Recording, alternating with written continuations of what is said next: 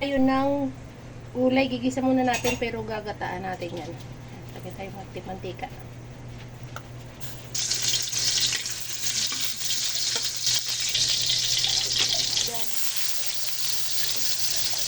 Lagay natin ang bawang. Ah.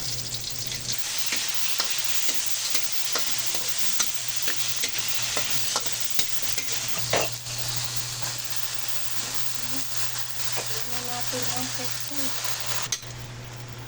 Ayan, ito na ang ating pechay.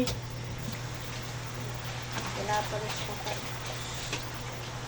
Natin yung gata. Ayan. Yung gata natin, natural na gata to, kaya lang nabuo sa lagay natin sa rep. Pinataan natin. Ito natin. Ayan, bislad. Inang pimenta.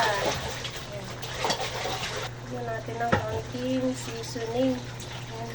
Siling green. Ayan. Ayan guys, luto na oh. Wow. Wow, sarap ng gulay oh. Wow, thank you for watching. Please follow, like, and share. Bye-bye and God bless.